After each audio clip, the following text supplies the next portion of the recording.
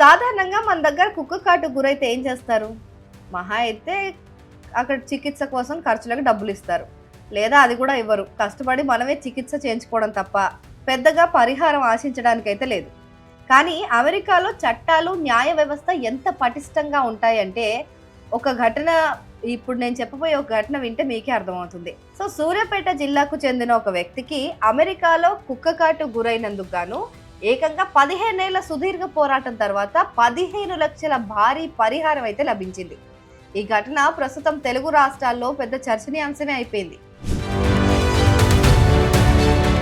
సూర్యాపేట జిల్లా చింతలపాలెం మండలం శోభనాద్రిగూడానికి చెందిన వెలమకన్ని కిషోర్కు అమెరికాలో 15 ఏళ్ల తర్వాత న్యాయం లభించింది.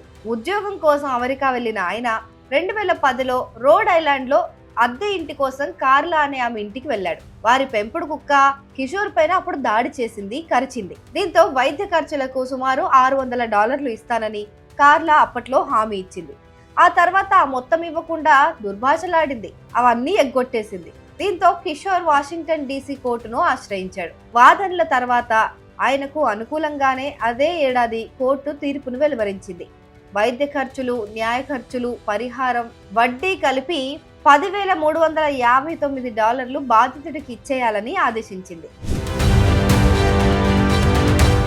కానీ అప్పుడు కార్లా ఐపీ వేసింది, నేను ఇవన్నీ కట్టలేను అని చెప్పింది.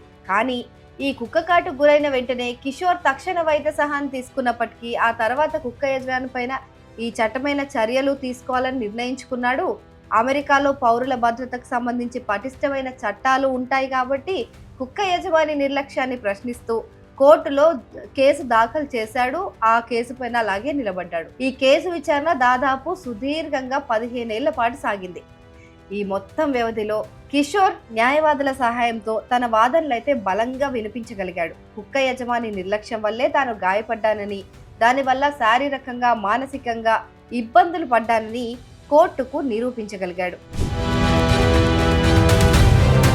అమెరికాలో జంతువుల యజమానులకు తమ పెంపుడు జంతువుల వల్ల ఇతరులకు ఎటువంటి హాని కలగకుండా చూసుకోవాల్సిన బాధ్యత ఉంటుంది. ముఖ్యంగా కుక్కల విషయంలో వాటిని కట్టడిలో ఉంచటం, పబ్లిక్ ప్లేసెస్ లో సరైన రక్షణ లేకుండా వదిలిపెట్టకపోవడం వంటి నియమాలు ఉంటాయి. ఒకవేళ కుక్క దాడి చేస్తే, ఎవరికైనా గాయాలైతే ఆ కుక్క యజమాని బాధ్యత వహించాల్సి ఉంటుంది. బాధితులు వైద్య ఖర్చులు, మానసిక వేదన, పనికి హాజరు కాలేకపోయిన రోజులన్నిటికీ కూడా ఆ జీతాల లెక్కతో సహా పరిహారం కోరొచ్చు. ఈ కేసులో కిషోర్ వైద్య ఖర్చులతో పాటు మానసిక వేదన, ఆదాయ నష్టానికి కూడా పరిహారం పొందేందుకు అర్హత సాధించాడు. అయితే మొత్తానికి కార్లా ఐపీ పెట్టడం, తన ఇల్లు కూడా తనఖాలో ఉంది అని చెప్పడంతో పరిహారం అప్పట్లో రాలేదు. ఇటీవల ఆమె తన ఇంటిని విక్రయించింది.